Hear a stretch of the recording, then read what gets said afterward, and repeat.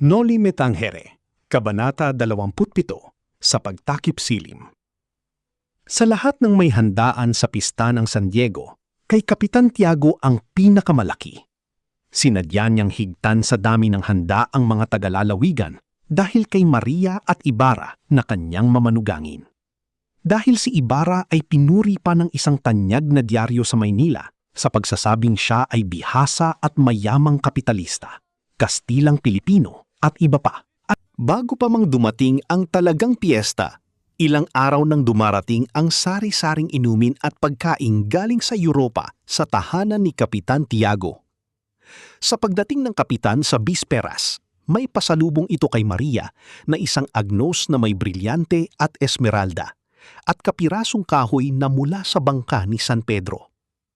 Kalugod-lugod ang pagkikita ni na Kapitan Tiago at Ibarra.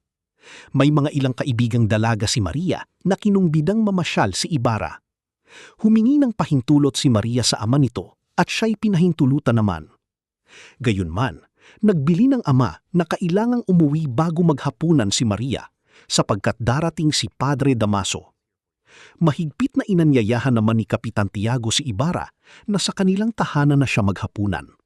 Pero nagdahilan si Ibarra na mayroon siyang hinihintay na bisita. Pumanaog na ng bahay si Ibarra kasunod ang mga dalaga. Si Maria ay napagitna kina Iday at Victoria at naglalakad siyang kasunod si Tia Isabel. Siya si Maria sapagkat nakadama siya ng kalayaan sa labas ng kumbento. Ang mga naglalakad ay napatapat sa bahay ni Sinang. Nanaog kaagad ito at sila ay inimbitang pumanhik muna. May bumati kay Ibarra at pinuri naman si Maria. Nakita ni Ibarra si Kapitan Basilio na naging kaibigan at tagapagtanggol niya na sumama ito sa kanya kinagabihan. Sinabi niyang maglalagay ng isang munting bangka sa monte si Padre Damaso. Napangiti lamang si Ibarra. Hindi masigurado kung ano ang ipinapahiwatig ng ngiting yaon, kung oo o hindi. Nakarating sila sa liwasang bayan. Nakita nila ang isang ketungin na nakasalakot at umaawit sa saliw ng kanyang gitara.